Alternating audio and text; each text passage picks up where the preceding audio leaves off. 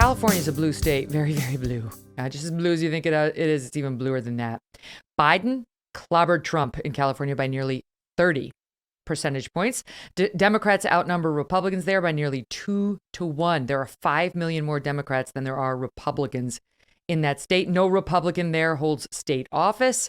So it's a blue state. And that leads a lot of people to say, how can a Republican, any Republican, oust a sitting Democratic governor? Larry, I believe, is with us now. And that's my first question. Larry, how you doing? And how could any Republican oust Gavin Newsom given the huge advantage that you have as a Dem just by being a Dem in California? Well, Megyn, nice to talk to you. I've learned a number of things being a politician now for 6 weeks. You lose your voice, you gain weight. And if you look like me and think like me, the Los Angeles Times calls you the blackface of white supremacy. But to answer your question, we have in our Constitution a recall, as do I believe around 20 other states. And it allows Californians to say, you've done a bad job. And if a certain percentage of people sign a petition, you can be recalled. This is the second time in about 20 years Californians have done this. Gray Davis, the previous Democrat governor, was recalled. And so many people are angry. Nearly 2 million people, Megyn, signed a petition to recall this man, about a third of whom voted for him just 2 years earlier. 63% of Hispanics voted for him 2 years earlier. Now the majority of Hispanics want him gone. The majority of independents want him gone. And there are many reasons, but most notably, the hypocrisy. He was up at that famous French Laundry restaurant, yucking it up with lobbyists, incurring a $12,000 wine tab that taxpayers paid for. But more insultingly, he was sitting there with the very people that drafted the mandates that they were not abiding by. They were not engaging in social distancing. They were not wearing face masks after just mandating that everybody else do the same thing. His own kids were enjoying in-person private education. And the reason that's important is because in-person education for the kids educated in government schools were denied.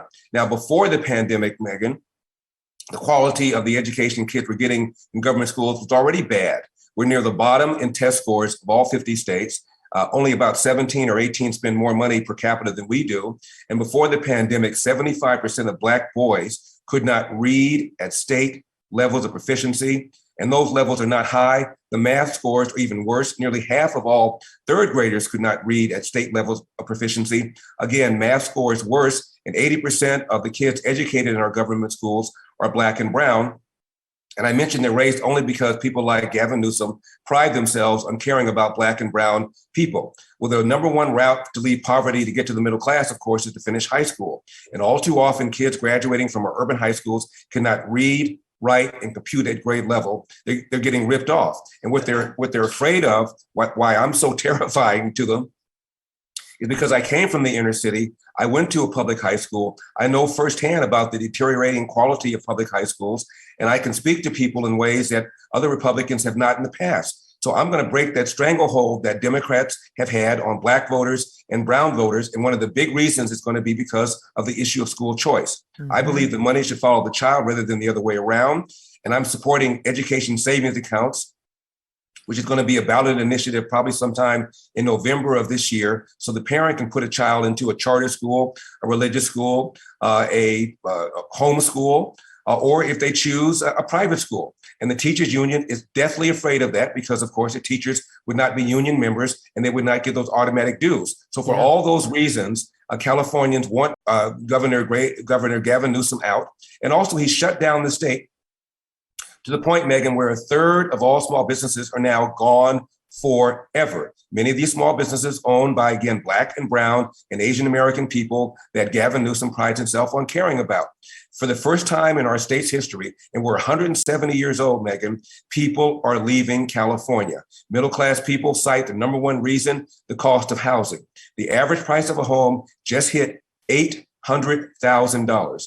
That is anywhere from 150% to 250% above the national average, largely because the environmental extremists have had a stranglehold over Gavin Newsom and have had a stranglehold over Sacramento for the last 20 or 30 years. And there are many other reasons, but those are probably the top two reasons: the way he shut down the state, denied business owners and employees an opportunity to continue their craft, and the way he shut down schools, and the way he ignored science, while mandating that everybody else abide by the science he was ignoring. One more thing.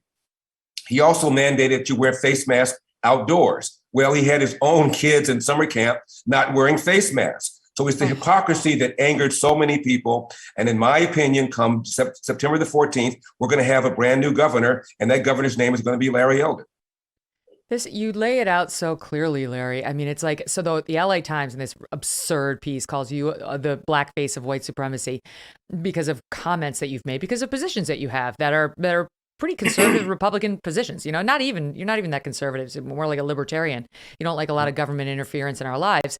And yet they'll give him a total pass on his hypocrisy of educating his own kids, while all these black and brown kids, as you point out, are sitting at home getting no education because of this teachers union that absolutely refused to go back into the classroom for the entire year last year. There was a stunning interview that the head of the LA Teachers Union gave to Los Angeles Magazine. Cecily Myert Cruz. Okay, she says, first of all, there's no such thing as learning loss. There's no such thing. So the kids, they didn't miss any learning last year. Well, what does that say about our teachers, first of all? But second of all, it's not true. We know that's baloney. But she came out and said, look, you can recall the governor, right? Go ahead and recall the governor. You can recall the school board, but you're not going to recall me. Yeah, I'm the head of the teachers union. And what she's basically saying is, here's a middle finger to all the parents out there who think that anything is going to change, even if they put Larry Elder in there, because she's not going to let the dollars follow the children. She's not going to let there be charter schools. She's going to maintain her stranglehold on the California public education system. Well, that's right. And let me read you the quote from LA Magazine, to which you just now referred. Quote, "Our kids didn't lose anything. It's okay that our babies may not have learned their times tables. They learned resilience. They learned survival. They learned critical thinking skills. They know the difference between a riot and a protest. They know the words insurrection and coup." She even went so far as to say learning loss was a fake crisis marketed by those who want to take over the state. I mean, it's incredible. And she also said during the time they were shut down and when black and brown parents were yelling and screaming in the streets, she said, well, we'll consider going back if we have single payer and if we defund the police. What those have to do with K through 12 is beyond me. It's insulting. It's outrageous. And that is why now the majority of Hispanics, again, 63% of whom voted for him just 2 years ago, now want him gone. They know that they're the ones being disproportionately hurt by the quality of public education.